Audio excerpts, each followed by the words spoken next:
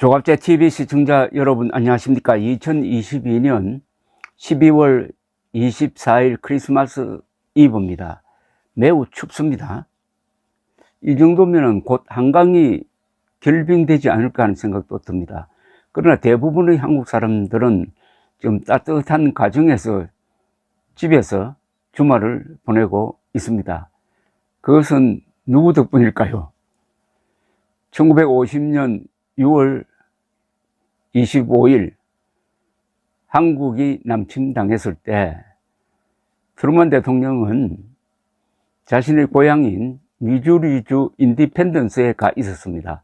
밤 9시에 잠자리에 들려고 할 때 딘 애치슨 국무장관이 전화를 걸어왔습니다. 각하 불행한 일이 생겼습니다. 38도선 전역에 걸쳐서 공산군이 남침했습니다 라고 했습니다. 성격이 급하고 솔직하고 용감한 트루먼 대통령은 즉석에서 이렇게 전화통에 대고 쏟아부었습니다. 무슨 일이 있더라도 그 개자식들을 가만두지 않을 겁니다 라고 했습니다. We have got to stop the sons of bitches no matter what 라고 했어요. 이게 대한민국을 살렸습니다. 대한민국을 살린 위대한 욕설이었습니다. 그리하여 트루먼 대통령의 결단에 의해서 약 200만 명의 미군이 연인원으로 한국 전선에 보내졌고 거기서 5만 4천 명이 전사하고 10만 명 정도가 다쳤습니다. 알지도 못하는 나라의 만나본 적도 없는 사람들을 지키기 위해서 아무런 영토적 이해관계가 없는 곳에 이런 파병을 한 것은 세계 역사상 처음입니다. 그 말은 그때 미국 국가 지도부, 군사 지도부가 세계에서 가장 높은 수준의 교양과 도덕성과 용기를 가지고 있었다는 이야기입니다. 그들과 상대했던 이승만 대통령 또한 그 정도로 수준이 높은 분들이었습니다. 좋은 사람들이 세계 역사상 가장 나쁜 인간들을 상대했습니다. 즉 스탈린, 모택동, 김일성은 세계 역사상 가장 악질입니다. 세계 역사상 가장 악질을 세계 역사상 가장 좋은 사람들이 강하게 대응해가지고 자유민주주의를 지키면서 오늘 우리가 이런 생활을 하고 있습니다. 그 중에 오늘 바로 72년 전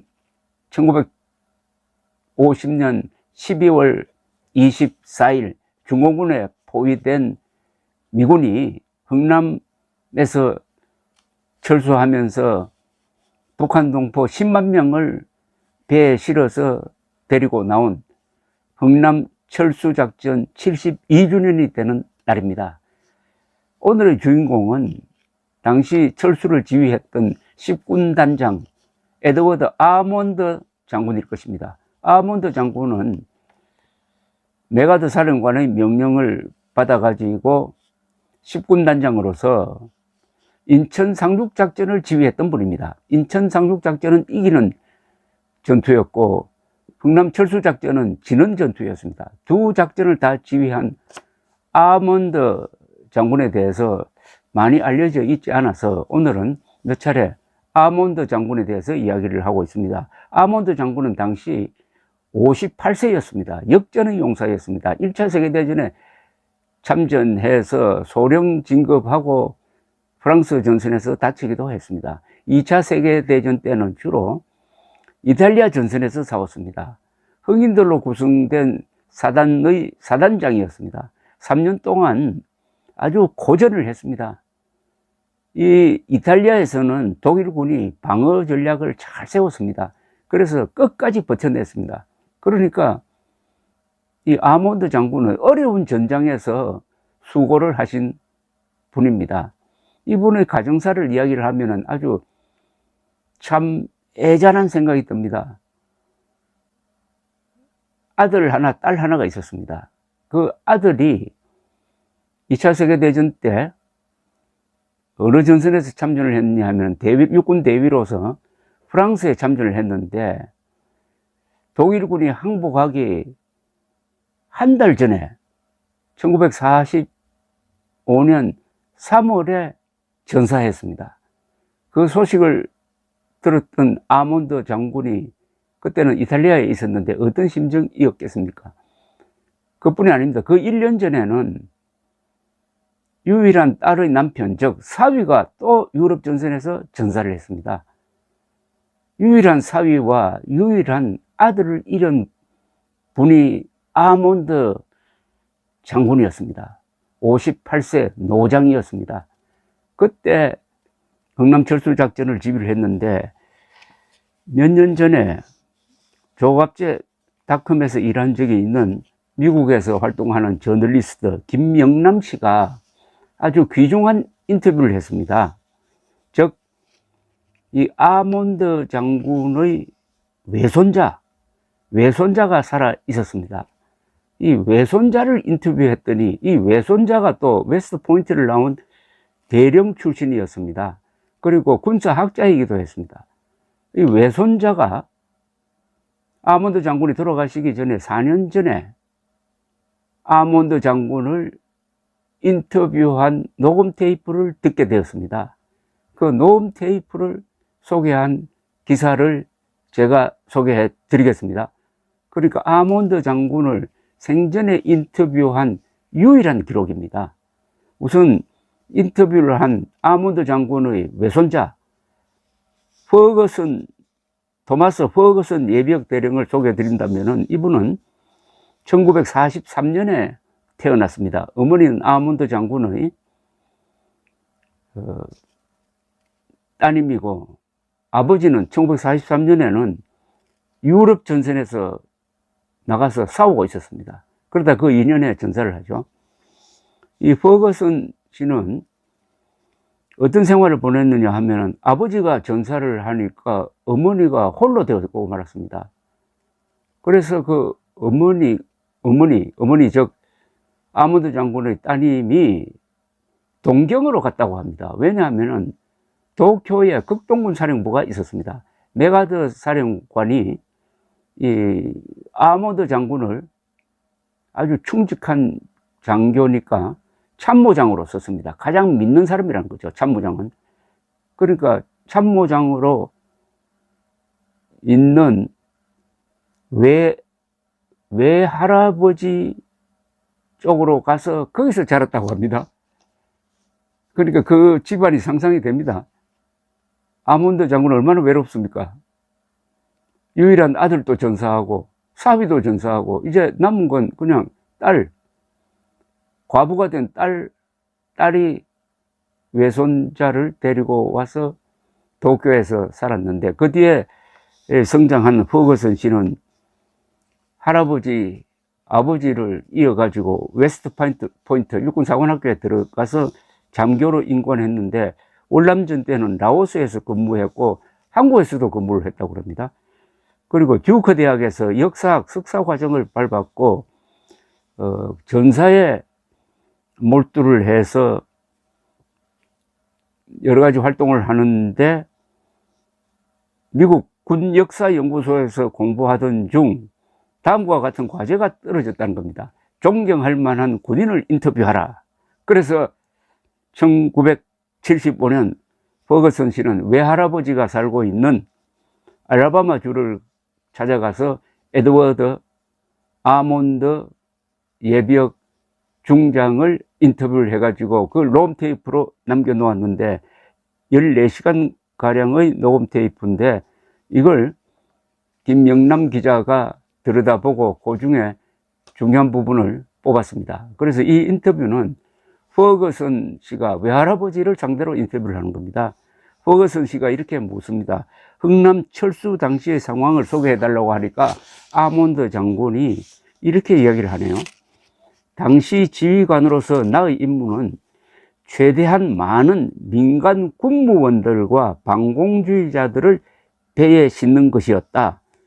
우리만 바라보는 피난민도 외면할 수가 없었다. 화물칸에 있던 탱크와 물자들 사이에도 공간이 많았기에 그곳에 피난민들을 태우기로 결심을 했다는 겁니다. 이렇게 해서 10만 명을 살리는 겁니다. 물론 다른 이야기도 있습니다. 그때 고문관을 했던 현봉학 씨 또는 아몬드 장군의 지휘를 받고 있었던 한국군 1군단장 김백일 장군이 강력하게 민간인들을 구출해서 태우고 내려와야 한다는 이야기를 했다는 겁니다. 그것도 주요했겠지만 무엇보다도 아몬드 장군의 결심이 결정지었죠. 아몬드 장군은 이렇게 이야기합니다. 외손자에게 철수작전 때 인력이 많이 부족했다. 그래서 차마 싣지 못하고 버리고 가야 하나 고민하던 중에 피란민들에게 일을 시켜보기로 결정을 했다. 그들을 2인 1조로 만들어 가지고 이 드럼통 등을 굴리며 배에 싣도록 했는데 아주 일을 잘 하더라. 그래서 이 물자들을 불태우거나 적들에게 빼앗기지 않을 수가 있었다. 이렇게 이야기합니다. 이 철수할 때 20만 명을 태우고 철수를 하는데 물자를 35만 톤을 실어 날랐다고 합니다. 100척 이상의 선박이 동원돼 가지고 아주 성공적인 질서정연한 퇴각이었다는 이야기죠. 아몬드 장군은 철수 상황이 많은 사람들이 생각하는 것처럼 또는 영화에서처럼 아비규환은 아니었다고 했습니다. 왜냐하면 중공군이 몰려오니까 미군이 한국군과 함께 미리 교두보를 형성을 했습니다. 그러니까 흥남 주변에 교두보를 만들어 놓고 적발을 하지 못하도록 딱 차지한 다음이니까 함부로 또 뭐 중공군이 대포가 있는 것도 아니고 소총밖에 없고 수류탄밖에 없고 그리고 무슨 전투기가 있는 것도 아니까 교두보를 확보한 다음에 질서정연하게 철수를 했는데 뭐 영화는 또 영화적 효과를 노리니까 극적으로 만든 면이 있습니다. 이 손주 퍼거슨 대령은 외할아버지 아몬드 장군으로부터 들은 이야기 중에 이런 에피소드를 기억하고 있었습니다. 철수할 때 민간인을 배에 실었더니 화물칸에 있던 사람들이 어디서 구했는지 그 안에서 불을 지펴 가지고 요리를 하고 있더랍니다. 그래서 선원들이 화를 냈다는 그런 에피소드를 들었답니다. 이 흥남 철수 작전을 회고하며 아몬드 장군은 외손자에게 철수하지 않고도 중공군을 막아낼 수 있었을 것이다. 메가더 장군도 같은 생각이었는데 백악관을 비롯한 워싱턴에서 그건 너무 위험하니까 철수하라고 명령했다. 이렇게 이야기를 하고 있습니다. 이 퍼거슨 대령이 외할아버지 아몬드 장군에게도 이렇게도 물어봅니다.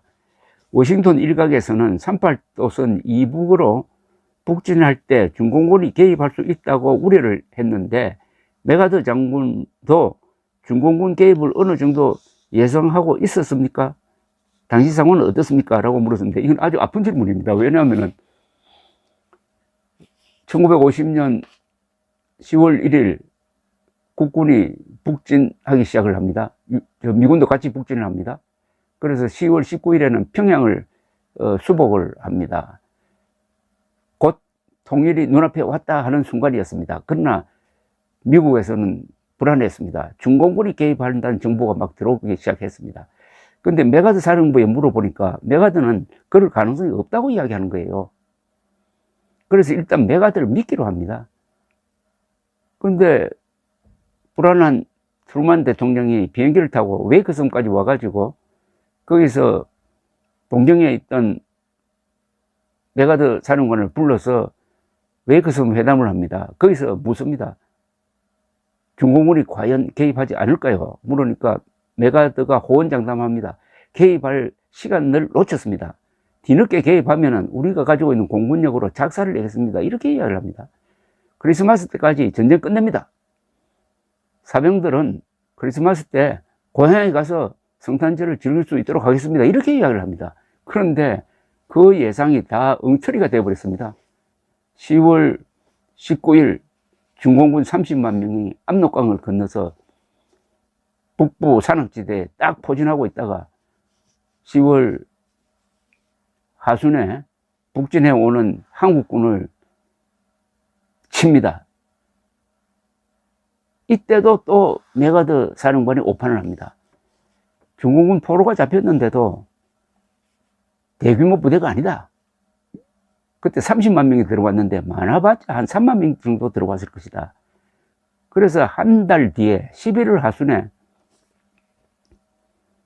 이제는 크리스마스까지 전쟁을 끝내겠다고 해가지고 크리스마스 작전이라는 이름이 붙은 총공세를 폈다가 중공군의 본격적인 기습 반격에 직면해가지고 결국 흥남 철수를 하지 않을 수 없게 되는 상황인데, 그런 질문을 외손자가 아몬드 장군에게 했습니다. 아몬드 장군의 대답은 이렇습니다.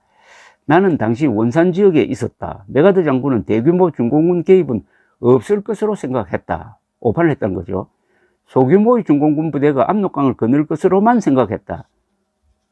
하지만 이와 같은 소규모 개입은 미 해군과 공군의 폭격으로 충분히 상대할 수 있을 것이라고 판단을 했다.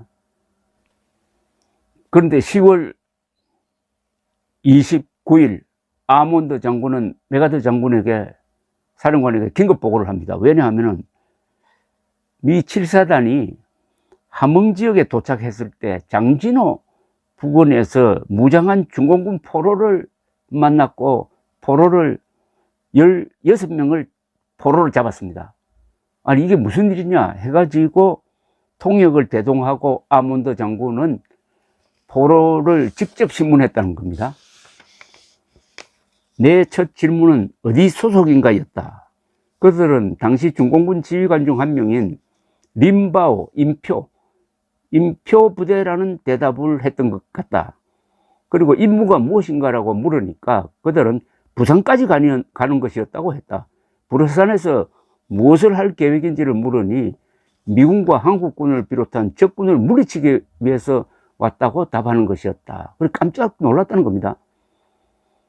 제대로 무장한 중공군을 처음 봤기 때문에 이를 메가더 장군에게 보고했다는 겁니다. 이렇게 해서 완전히 한국전의 모습이 완전히 바뀌고 말았습니다. 북진 통일을 눈앞에 두고 있을 때 중공군이 압록강을 건넜던 것이고, 거기에 대한 대비가 메가더 사령부는 제대로 되지 않았습니다.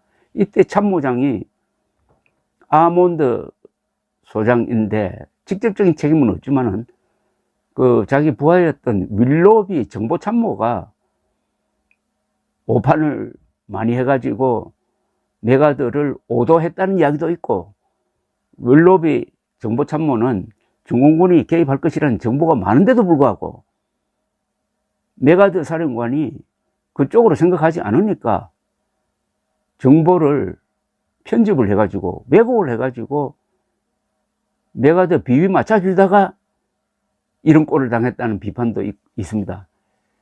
윌로비 아몬드 장군에 대해서 별로 호의적인 평가는 이 부분에서는 잘 나오지 않고 있습니다. 이 퍼거슨 대령은 외할아버지를 훌륭한 군인이자 가족에 헌신하면서 최선을 다한 가장으로 기억을 하고 있었습니다. 퍼거슨 대령은 외할아버지가 할머니를 만났을 때 약속을 하나 했다고 합니다. 나는 군인이기에 한 곳에 정착하기는 힘들다. 하지만 하나는 약속한다. 내가 은퇴하고 나면은 당신이 원하는 곳에서 여생을 함께 하겠다라고 했습니다. 그래서 은퇴한 이후에 아몬드 장군은 부인의 고향인 엘라베마주로 이주를 해서 거기서 살았다고 합니다. 퍼거슨 씨가 할아버지 만나러 가면은 와서 놀고 가도록 운동기구도 만들어주고, 또 아몬드 장군은 부인을 위한 정원을 가꾸기도 했다고 합니다. 그런데 이 어머니는 그럼 어떻게 됐느냐? 아몬드 장군의 외아들은 종전 1개월 전에 프랑스에서 전사하고, 그 사위는 그 1년 전에 또 유럽에서 죽고, 과부가 된 따님은 다행히 그 뒤에 남편의 동기생과 재혼을 했다고 합니다. 이 퍼거슨 대령은 새 아버지가 생긴 거죠. 새 아버지와 여러 번 이 메가더 장군에 대해서 이야기를 많이 나눴다고 합니다. 퍼거슨 씨는 그러니까 외할아버지의 상관이었던 메가더 장군을 존경했지만은 이 새 아버지는 메가더를 독불 장군으로 생각하면서 상당히 비판적이었다는 이야기도 남겼습니다. 퍼거슨 대령은 1979년 아모드 장군이 돌아가셨을 때 조사를 작성을 하기는 했는데 읽지는 못했다고 합니다. 조사에 이런 내용이 있었다고 우리 김영남 기자가 썼네요. 할아버지가 가장 좋아했던 말은 셰익스피어의 겁쟁이는 1000번 죽지만 사나이는 한 번만 죽는다였다. 오늘 우리는 한 사나이에게 작별을 구한다. 그는 애국자이자 군인이었고 지도자이자 아버지 그리고 나의 할아버지였다. 근사한 글을 썼네요. 그러나 읽지는 못했답니다. 퍼거슨 대령은 우리 김영남 기자를 만났을 때 2014년에 나온 국제시장이 미국에서 상영되자 여러 차례 걸쳐 그 영화관을 찾아서 봤다고 합니다. 왜냐하면 그 도입부에 아몬드 장군이 나옵니다. 영화를 본 뒤에 할아버지는 수염을 기르지 않았는데 그건 좀 수염을 기르고 나와서 그건 좀 어색하다. 그러나 너무 좋은 영화였다라고 호평을 했습니다. 퍼거슨 씨는 김영남 기자에게 이런 말을 남겼습니다. 흔히 한국전쟁이라고 하면은 인천 상륙작전이나 서울 수복을 생각하는 사람들이 많지만 나는 흥남철수 역시 매우 중요한 작전이라고 생각합니다. 피난민을 군용 선박에 태우기로 결정한 할아버지가 매우 자랑스럽습니다. 그렇죠. 인천 상륙작전만큼 흥남철수 작전도 성공한 작전입니다. 10만 명의 민간인을 살렸다는 것 아니겠습니까? 아몬드 장군이 했던 이 이야기, 우리만 바라보는 피난민을 외면할 수 없었다. 아몬드 장군이 유일한 아들과 유일한 사위를 유럽 전선에서 잃은 그분이 바라보는 흥남부대에 모인 북한 동포들의 절박한 눈길, 그것을 외면할 수 없었다는 거죠.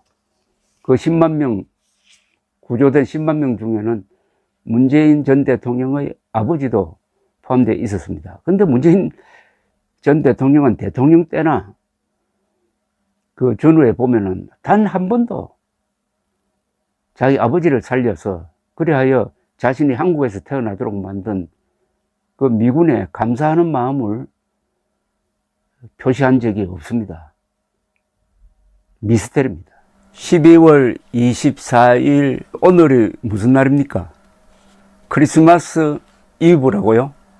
맞습니다. 그런데 또 다른 날이기도 합니다. 그날이 무슨 날인가요? 역사에 남는 날입니다. 영화에도 자주 나오는 날입니다. 신문 기사에서도 자주 나오는 날입니다. 이런 날은 우리 국민들이 꼭 기억해야 합니다. 그러려면 정부가 오늘이 무슨 날이라고 이야기를 해야 됩니다.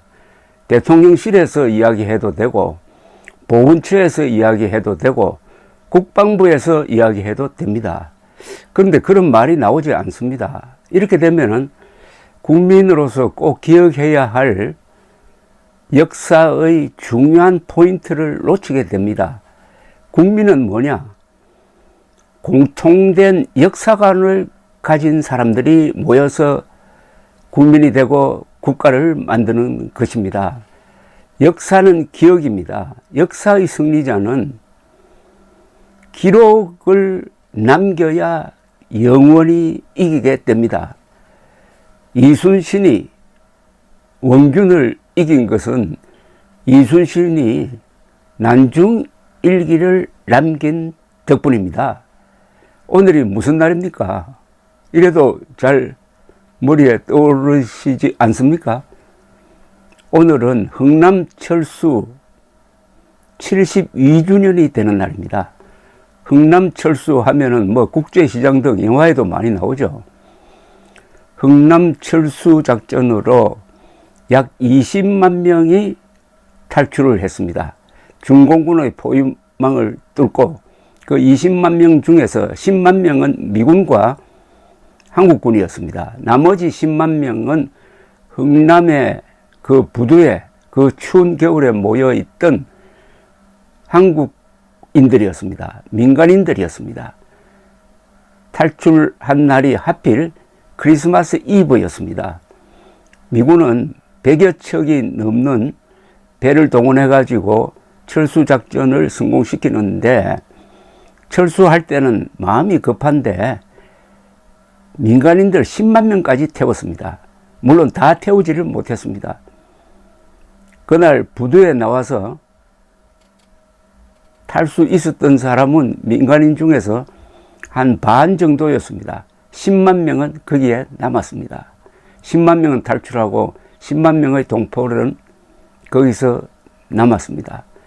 탈출한 사람 중에는 문재인 전 대통령의 아버지도 있었다고 합니다. 흥남에서 농업과장을 했다고 합니다. 특별한 날입니다. 72주년 흥남철수작전에 대해서 제가 이렇게 말씀을 드리면은 이 동영상을 여러분들이 많이 공유해 주시기 바랍니다. 그리고 부모는 아이들에게 오늘이 무슨 날이라는 것을 이야기를 해야 됩니다. 듣기 싫어해도 이야기를 해야 됩니다. 듣기 싫은 이야기가 나중에 시간이 지나면은 기억에서 재생되는 수가 있습니다. 흥남철수 작전은 세계 군사 역사상 아주 특이한 겁니다. 도망가는 부대가 민간인까지 태우고 떠났다. 그것도 적은 숫자도 아니고 10만 명을 살렸다는 점에서 특이하고, 거기서 배를 탄 사람 중에 한국에 와서 성공한 사람도 많습니다. 제가 친밀하게 지내는 분 중에 한 분이 영암모자 회장 백승학 선생이죠. 그때 소년이었습니다. 소년인데 철수작전을 구경하려고 10살쯤 됐을 겁니다. 구경하려고 부두에 나왔다가 거기서 휩쓸려 가지고 배를 타게 되었습니다. 그러니까 아주 북한에서 부자 집안이었는데 졸지에 고아가 됐죠. 이분이 미군 부대에서 소년으로서 생활하면서 미군들의 귀여움을 받았습니다. 그 다음에 사업가로 성공해 가지고 세계에서 가장 큰 모자 회사를 만들고, 클라크, 요사이는 클라크 지게차입니까? 지게차도 인수를 해서 성공적으로 운영하고, OBS 경인방송도 운영하시는 그분이 10만 명 중에 한 명이었습니다. 그 이외에도 성공한 분들 참 많습니다. 이 흥남철수작전 이야기하면은 여러 가지 일화가 많습니다. 그때 미 10군단 고문관이었던 현봉학 선생이 아몬드 사령관에게 건의를 해서 민간인들을 태우는데 큰 역할을 했다든지, 당시 한국군 1군 단장이던 김백일 장군이 고집을 부려가지고 민간인들을 태우도록 했다든지,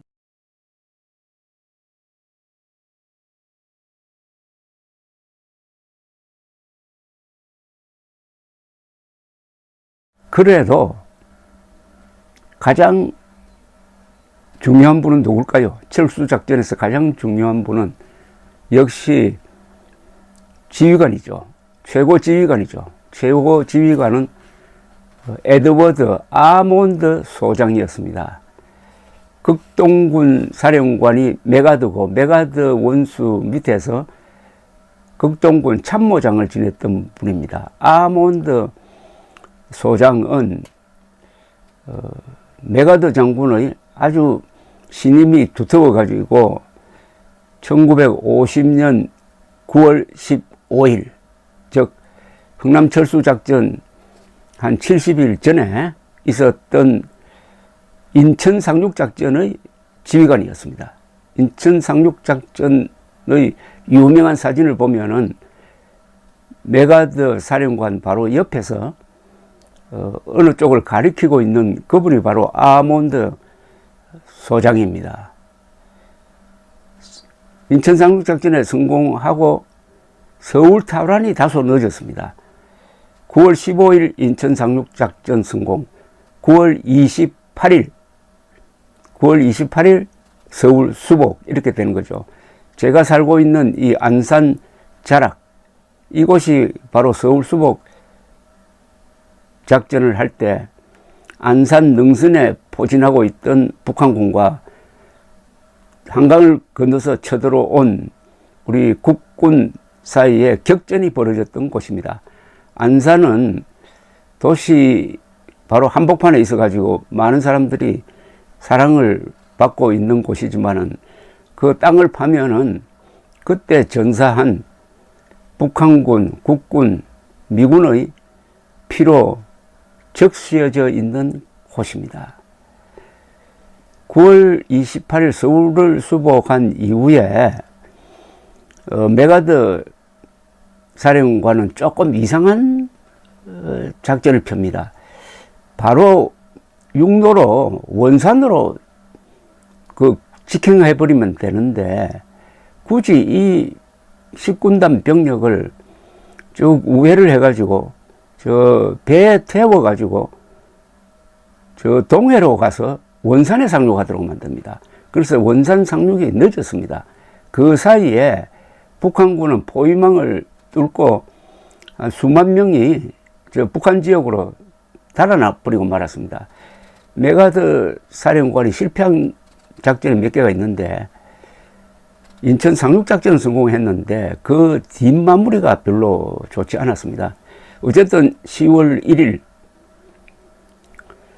3사단이 38선을 돌파해가지고 북진을 하고 10월 19일 평양을 수복을 하고 그 다음에 곧장 북진하기 시작했습니다.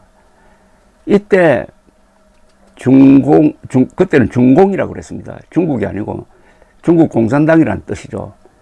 중공군은 개입을 준비하고 있었습니다.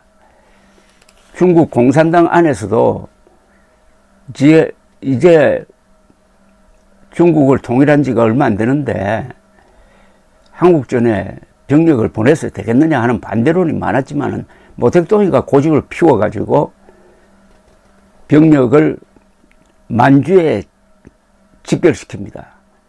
이 부대가 원래는 저 남쪽에 있었습니다. 광동성에 있었어요. 남쪽에서 대만 해협을 건너가지고 대만 상륙작전을 준비하고 있었던 그 부대를 빼내가지고 만주로 이동시킵니다. 그래서 6.25 덕분에 대만이 살았습니다. 대만 사람들에게도 만나면은 이야기를 해야 됩니다. 우리가 고생한 덕분에 당신들이 지금 자유를 누리고 있다라고 이야기를 해야 됩니다. 1992년에 우리가 노태우 대통령이 한중 수교를 결단을 할 때 중국의 요청으로 대만과 단교를 했습니다. 그것 때문에 꽁하고 있는 사람들이 많다면은 우리는 역사를 제대로 이야기해야 됩니다. 그래서 이 역사가 무기가 됩니다. 우리는 대만 사람들 앞에서 미안해야 할 필요 없습니다. 당당하게 자랑해도 됩니다. 북진을 시작하니까 미국도 불안해했습니다. 혹시 중공군이 들어오지 않을까? 그래서 트루만 대통령이 그해 10월 15일 태평양상에 있는 웨이크 섬으로 날아옵니다. 거기서 메가더 사령관을 부릅니다. 웨이크 섬에서 두 사람이 만나서 역사적 회담을 합니다. 여기서 트루만 대통령은 메가더 사령관에게 묻습니다. 중공군이 개입하지 않을까? 걱정이 된다고 하니까 메가드 사령관이 걱정 마십시오. 개입할 시간을 놓쳤습니다. 그래도 개입한다면 우리는 막강한 공군력으로 그냥 작사를 내겠습니다. 안심하십시오. 크리스마스 휴일을 고향에서 보내도록 우리 병사들을 고향으로 보내드리겠습니다. 그 전에 한반도는 통일됩니다. 이렇게 이야기를 합니다. 기분이 좋은 트루만 대통령은 메가드 사령관에게 훈장을 달아주고 귀국했습니다. 이게 두 사람이 만나는 마지막이었습니다.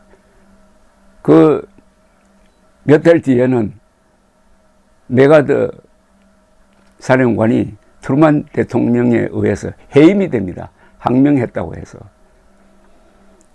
그런데 10월 하순에 드디어 중공군이 본격적으로 나타나기 시작합니다. 중공군은 10월 19일 압록강을 건너서 북한 산악지대에 숨어 있었습니다. 요사이 같으면 정찰 위성으로 샅샅이 볼 수가 있었는데 그때는 그런 기능이 없어가지고 메가드 사령관은 중공군이 대규모로 개입했다는 것을 몰랐습니다.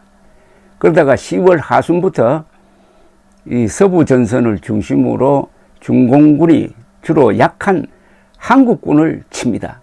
한국군 6사단, 7사단, 8사단 아주 큰 타격을 받습니다. 그리고 동부 전선에서는 10군단을 칩니다. 미 10군단을 칩니다. 그러다가 한 며칠 동안 공격을 한 다음에 후퇴해가지고 다시 산속으로 싹 숨어버리고 말았습니다. 이때 또 메가드 사령관이 오판을 합니다. 개입한 중공군 그 별것 아니다. 몇만 명 정도 개입했겠지. 이렇게 오판을 합니다. 실제로는 30만 명이 들어와 있었습니다. 그래서 잠시 주춤하다가 11월 하순에 크리스마스 작전이라는 걸 펴니다. 왜 크리스마스를 붙였느냐 하면은 이번에 끝장을 내고 크리스마스는 고향에서 보내도록 하겠다고 그런 이름을 붙였습니다. 11월 하순에 다시 유엔군이 총공격을 하니까 이번에는 중공군 30만 명이 본격적으로 역공을 펼칩니다. 갑자기 30만 명이 나타났습니다. 이때 또 메가드 사령관이 오판을 합니다. 개입한 중공군 그 별것 아니다. 몇만 명 정도 개입했겠지. 이렇게 오판을 합니다. 실제로는 30만 명이 들어와 있었습니다. 그래서 잠시 주춤하다가 11월 하순에 크리스마스 작전이라는 걸 펴니다. 왜 크리스마스를 붙였느냐 하면은 이번에 끝장을 내고 크리스마스는 고향에서 보내도록 하겠다고 그런 이름을 붙였습니다. 11월 하순에 다시 유엔군이 총공격을 하니까 이번에는 중공군 30만 명이 본격적으로 역공을 펼칩니다. 갑자기 30만 명이 나타났습니다. 그런데 서쪽 전선에 있었던 미 8군, 그때는 워커 중장이 지휘하던 서부 전선의 미 8군은 병력이 18만 명, 그리고 동부 전선 아몬드 장군이 지휘하는 10군단은 한국군까지 다 포함해가지고 병력이 10만 명이었습니다. 합치면은 유엔군 병력이 28만 명이었습니다. 그리고 막강한 무기를 가지고 있었고 제공권을 쥐고 있었습니다. 제해권은 물론이고. 그러나 중공군은 30만, 대포도 없고 그때는 탱크도 없고 소총과 수류탄밖에 없었습니다. 그래도 기습이라는 게 이렇게 무섭습니다. 중공군이 기습을 해버리니까 당하고 말았습니다. 총퇴각이 시작되었습니다. 이런 과정에서 평양을 다시 내주고 나중에는 일사후퇴라고 그래가지고 서울까지 내어주고, 그것은 서쪽에서 있었던 일이고 동쪽에서 있었던 것이 바로 흥남철수작전이죠. 그때 동부전선에서는 미 해병 1사단, 6 육군 3사단, 7사단, 한국군 1군단, 1군단은 김백일 장군 지휘하에서 3사단과 수도사단이 있었습니다. 이 부대는 동해안을 따라서 쭉 올라가고 있었습니다. 그러다가 장진호 근방에서 중공군의 반격을 당합니다. 역습을 당합니다. 기습을 당하는 거죠. 거기서 큰 타격을 받습니다. 그리고 메가드 사령관의 명령에 의해서 해안으로 후퇴를 하게 됩니다. 해안에서 모이자 이래 된 겁니다. 그게 바로 흥남이었습니다. 흥남으로 철수하라 이렇게 된 거죠. 그 겨울이 추웠습니다. 지금까지 미군이 싸운 전선에서 이 장진호 전투 때가 가장 추웠다고 합니다. 그 고지대 아닙니까? 또 그 지역이 해발 2000m까지 올라가는 그 고지대에서 미군이 동상 걸리면서 얼마나 고생을 했겠습니까? 지금 요사이 서울이 영하 15도까지 내려오니까 새삼 이보다 더 추웠던 그 겨울에 장진호에서 알지도 못하는 나라의 만나본 적도 없는 사람들을 지키기 위해서 명령을 받고 나와서 싸우던 미군들, 한국군이야 뭐 당연하지만 미군들의 그 처절한 상황을 여러분들 실감하실 수 있겠죠. 이 겨울이 그게 72년 전입니다. 이 작전을 지휘했던 아몬드 장군에 대해서 우리가 좀 무심합니다. 왜냐하면은 아몬드 장군에게 한국군을 구해달라고 건의한 사람들은 유명한데 현봉학, 김백일 이런 분들입니다.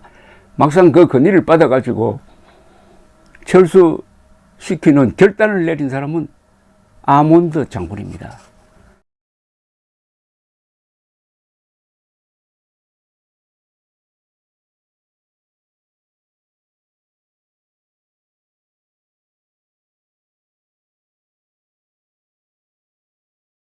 이 아몬드 장군에 대해서 한 번 더 말씀드리겠는데, 이번에는 우선 아몬드 장군이 어떤 사람인지를 우리가 기억해 두어야 합니다. 왜냐하면은 이 당시에 우리를 도왔던 미국 사람들, 뭐 딘 애치슨 국무장관, 마샬 국방장관, 브래들리 합참의장, 트루만 대통령, 메가드 사령관, 리치웨이 장군, 워커 장군, 그 뒤에 온 벤프리트 장군, 이런 분들은 미국 역사상 최고의 인물입니다.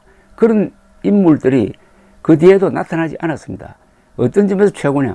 용감하기도 그렇고 자유를 위해서는 세계 어디든지 가서 싸워야 하는 것이 우리 미국의 의무다라고 생각하는 자유국가로서의 그 도덕성에서도 그렇고, 그리고 인간적 교양에서도 그렇고 최고 인물들이었습니다. 동시에 한국도 최고의 지도부를 갖고 있었습니다. 바로 이승만, 백선엽 장군, 이런 분들이 아마 우리 한국 역사에서 가장 위대한 인물들로 꼽힐 겁니다.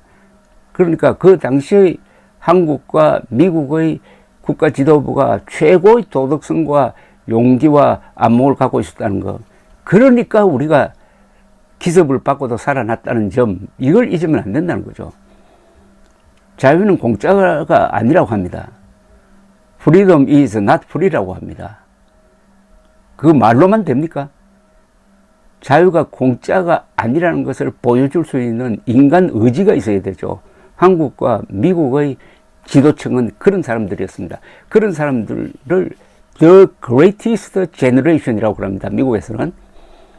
그런데 이 에드워드 아몬드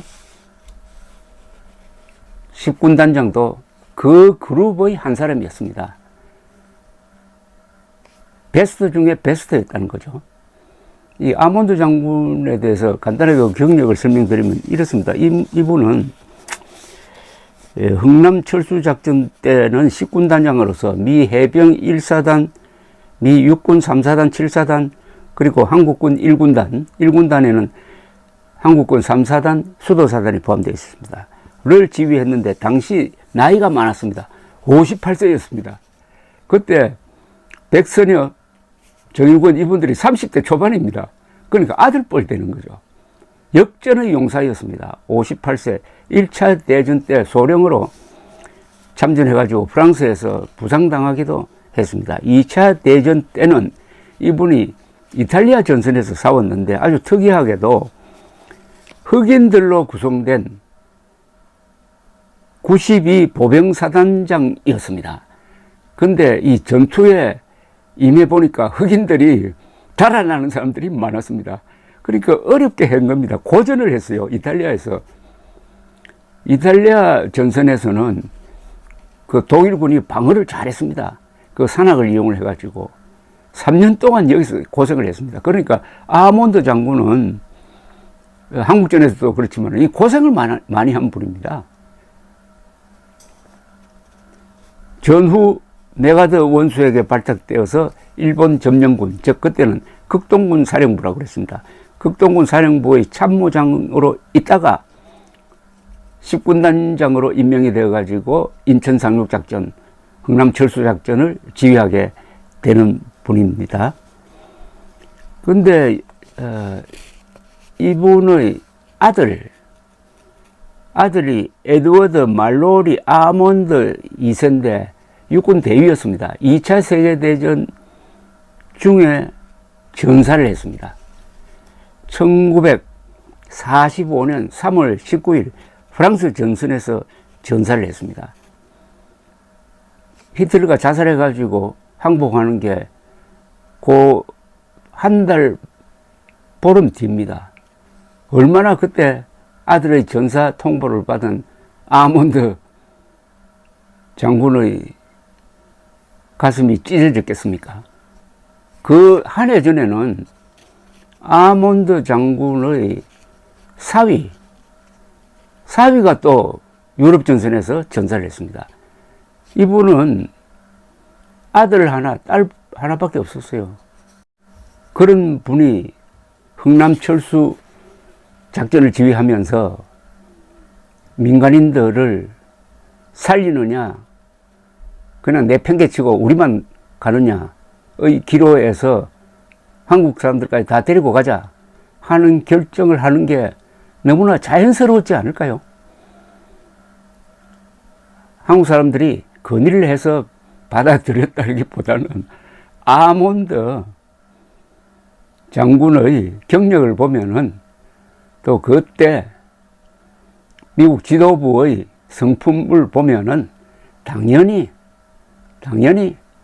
그 구원을 요청하는 한국 사람들의 모습을 보고는 그냥 떠날 수 없었을 것이라고 생각합니다. 그렇다고 건의한 분들의 공을 제가 깎아내리려는 게 아니고, 좋은 일은 여러 사람이 힘을 합쳐서 이루어진다는 말씀이고, 가장 중요한 결정을 한 사람은 아몬드 지휘관이었다는 거. 인천 상륙작전과 흥남 철수작전을 다 성공시킨 사람, 에드워드 아몬드 장군을 기억해야 됩니다. 이분은 철수한 다음에 다시 전력을 재정비해가지고 1951년 초 중공군이 공세를 펼 때 반격을 해가지고 성공합니다. 철수했다가 그걸로 끝나는 게 아니라 반격에 또 성공을 합니다. 그러다가 중장으로 진급을 해가지고 US Army War College, 군사학교죠. 워 칼리지의 교장으로 전보가 되었고, 이분이 돌아가신 게 1979년입니다. 86세로 돌아가셔가지고 알링턴 묘지에 묻혀 있습니다. 워싱턴 근교에 있는 알링턴 묘지에 가시면은 꼭 에드워드 아몬드 중장의 묘소에 참배하는 것이 한국인의 의무가 아니겠습니까? 새삼 워싱턴 한복판에 있는 한국군 기념물, 한국전 기념물입니다. 코리안 워 메모리얼에 새겨져 있던 글이 생각납니다. Freedom is not free. 자유는 공짜가 아니다. 미국은 알지도 못하는 나라의 만나본 적도 없는 사람들을 지키라는 조국의 부름에 응한 우리의 아들과 딸들에게 경의를 표한다. 이 찬사는 오늘은 아몬드 중장에게 바쳐야 합니다. 감사합니다.